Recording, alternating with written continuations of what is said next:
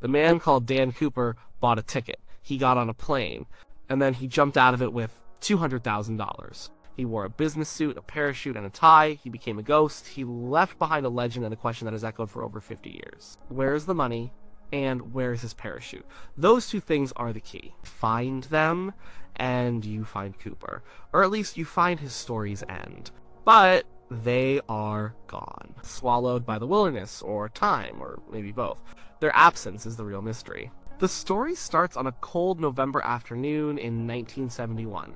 A man in a suit boards a Boeing 727 in Portland, Oregon. He orders a bourbon and soda. He hands a note to a flight attendant. The note says he has a bomb in his briefcase. He wants 4 parachutes and $200,000 in unmarked $20 bills. He was calm, polite even. The crew said he was a gentleman. When the plane landed in Seattle, he got what he asked for. He let the passengers go, he kept a few crew members, then he told the pilot where to fly. South, towards Mexico City.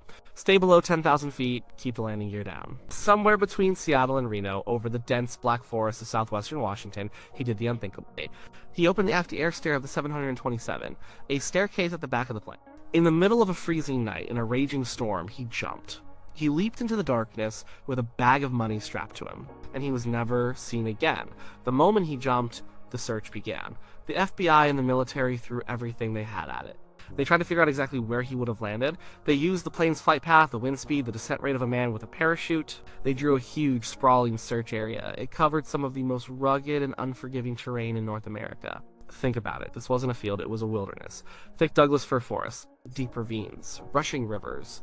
It was late autumn. The weather was terrible. Rain, sleet, snow in the higher elevations. The ground was a wet, tangled mess of undergrowth and fallen trees. Soldiers walked shoulder to shoulder through the woods. Helicopters and planes flew overhead, their crews scanning the endless canopy of green and brown. They were looking for anything. A scrap of a parachute, a single $20 bill, and a body. They found nothing, not a shred of evidence. It was like searching for a needle in a haystack the size of a state. And the haystack was on fire in a hurricane. The search went on for weeks, then months. It was one of the most extensive and expensive searches in U.S. history, and it turned up 0. This is the first part of the answer to where the evidence is. It's missing because the place it fell into is a place that swallows things whole. It's a landscape that doesn't give up its secrets easily. A man could die there, and his body could be scattered by animals and decomposed by the wet earth in a matter of months. A parachute made of nylon would last longer, but hidden under a log or tangled in the high branches of a 100-foot-tall tree, it could easily be missed. The money, paper bills, would rot away in the damp soil. The search was a massive effort, but it was also a desperate one. They were fighting the wilderness itself, and the wilderness won. For 9 years, that was the story. A clean getaway or a perfect disappearance, no clues, no body, no money, no parachute. Then, in 1980, everything changed. A little boy named Brian Ingram was on a family vacation.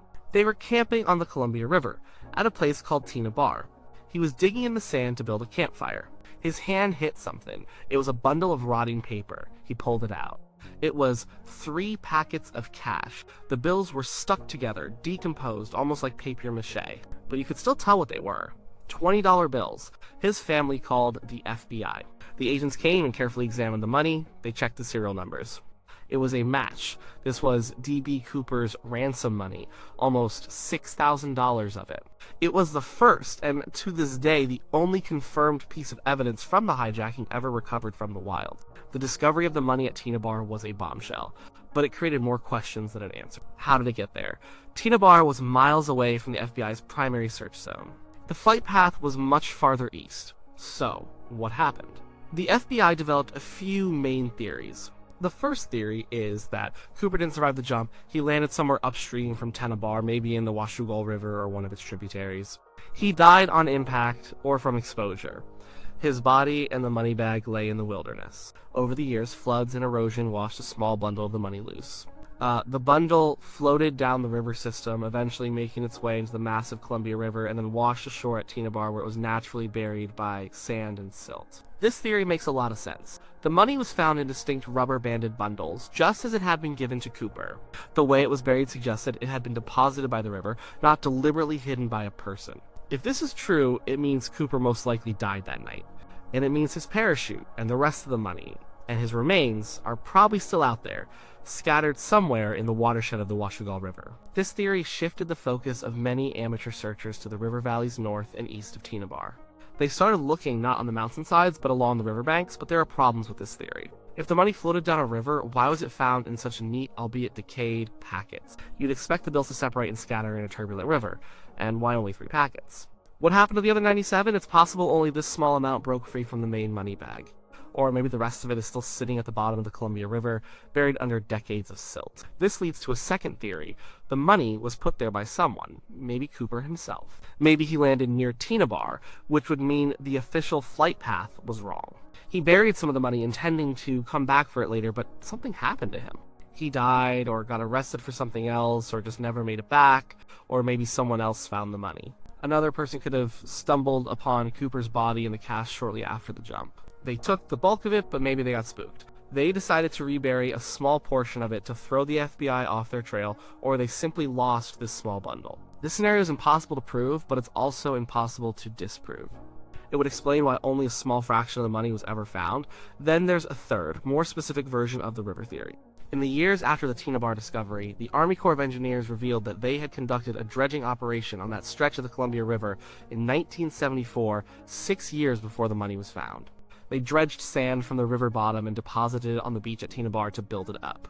It's entirely possible the money was sitting at the bottom of the river channel. The dredge scooped it up with tons of sand and dumped it on the beach, where Brian Ingram found it years later. This dredging theory is the one the FBI officially leaned towards. It explains the location and the condition of the money perfectly. It means the money had been in the water for a long time. It also means finding the rest of it is nearly impossible. It could be anywhere along miles of river bottom.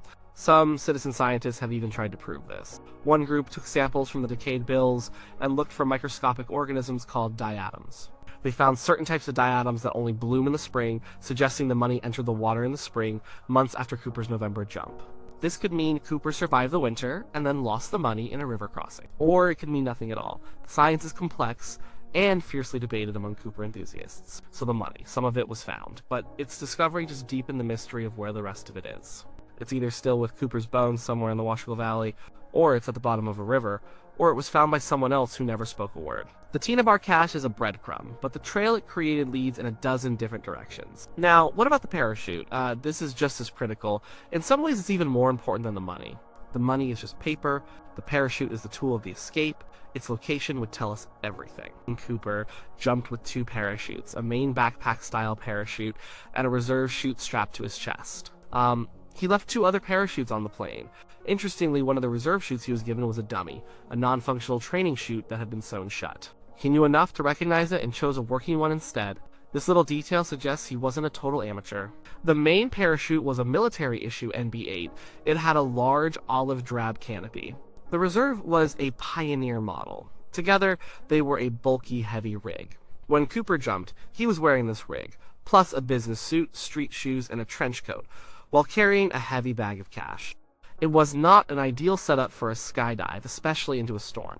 So where did that parachute end up? The theories here are tied directly to whether you believe Cooper survived. If Cooper died on impact, the parachute is with his remains. Imagine him falling through the trees at night. A parachute can easily get tangled in the high branches. He could have been left dangling high above the ground, eventually dying of exposure.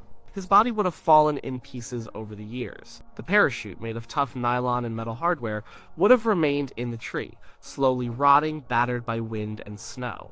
After 50 years, the nylon would be shredded rags, but the metal buckles, D-rings, and harness frame might still be there, tangled in the branches of an old-growth fir.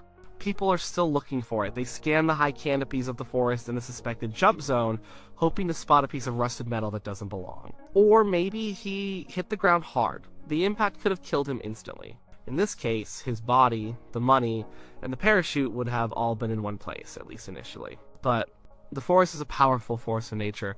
Animals would have scattered the bones. The money would have turned to pulp. The parachute harness and canopy would have been covered by leaves, pine needles, and soil, slowly becoming part of the forest floor. Finding it now would require a metal detector and an incredible amount of luck. It could be just inches under the dirt, a few feet off a logging road, and no one would ever know. The sheer size of the search area makes a systematic search impossible. You could walk within 10 feet of it and never see it. Now, let's consider the other possibility. Let's say Cooper survived the jump. He landed maybe with a broken ankle or a few bruises, but he was alive. What's the first thing he would do? He would get out of that parachute harness. It's big, it's clumsy, and it's a giant piece of evidence that screams, I am the hijacker. He would have needed to get rid of it, and fast. In this scenario, Cooper would have buried it. He'd dig a hole with his hands or a stick and shove the entire rig inside. He would cover it up and do his best to hide the spot. Then he'd walk out of the woods. If this is what happened, the parachute is still out there, buried in a shallow grave somewhere in the Washington, Oregon wilderness. Again, finding it would be almost impossible. It's a small target in a vast area. Unless a logger, a hunter, or a hiker happens to stumble upon the exact spot and decides to dig, it will likely stay there forever. The metal parts would still be detectable, but who is scanning millions of acres of forest with a metal detector? There's another version of the survival theory. Maybe he didn't bury it. Maybe he just bundled it up and sank it. If he landed near a lake or a deep, slow-moving river, he could have weighted the parachute down with rocks and dropped it into the water. Lake Merwin and Yale Lake are both large bodies of water within the potential jump zone. If the parachute is at the bottom of one of those lakes, covered in decades of silt, it's gone for good. Submersible searches have been conducted in those lakes, but they are vast and deep, with bottoms covered in old submerged trees from when the dams were built. It's another haystack. The parachute and the money are two sides of the same coin. The location of one almost certainly tells you the fate of the other, and of the man himself. If the Tenenbaum money got there via the river, it strongly suggests a death on landing scenario. It means the parachute and Cooper's body are likely in the mountains, somewhere in the watershed that feeds that part of the Columbia. The parachute is probably a tattered wreck in a tree or decomposing under the soil. But what if the Tenenbaum money wasn't washed there? What if Cooper buried it? If he was well enough to bury money, he was well enough to bury his parachute. This opens up the possibility that he survived and escaped. He got rid of the evidence and walked away. In this case, the parachute isn't near the money. He would have buried the parachute where he landed, then hiked out. He might have buried the money near a road or landmark he planned to return to later. The two items could be miles apart. This is the puzzle that has obsessed so many for so long. Every piece of missing evidence tells a different story. A parachute found tangled in a tree in the original search zone points to his death. A parachute found buried 20 miles away suggests survival. The money at Tenenbaum points to a death by the river. But the way it was found in neat packets could hint at a human hand and survival. The lack of any other money found suggests he or someone else got away with it. So why has nothing else ever been found? We have the 3 packets of money, and that's it. 50 years of searching by the FBI and by thousands of private citizens has produced nothing more. No parachute harness, no briefcase, no bones, no tie clip, not a single other $20 bill from the ransom has ever shown up in circulation. The FBI kept a list of the serial numbers for decades and not one ever flagged a hit. The reason most likely is the one we started with: the search area is a monster. It's not just a forest. It's a constantly changing environment. Trees fall, landslides happen, rivers change their course. Evidence gets buried, moved, or destroyed. People think of the search as looking for a skeleton, but after half a century, there wouldn't be a neat skeleton. There would be bone fragments scattered over a wide area by coyotes, bears, and cougars. The parachute cloth would be mostly gone, a few tough threads woven into a root ball. The metal parts would be rusted and coated in dirt. You could be looking right at a piece of the harness buckle and think it was just an old piece of logging equipment. And there is always the human element. The area is remote, but it's not uninhabited. Loggers, hunters, fishers, and hikers have been moving through that wilderness for a long time. It is entirely possible that someone found something. Maybe a hunter in 1975 stumbled across a human skull and a pile of rotten money. Now, what would he do? If he reported it, he'd be embroiled in a massive federal investigation. His life would be turned upside down. Or he could take the money that was still usable, leave the rest, and walk away. He would never tell a soul.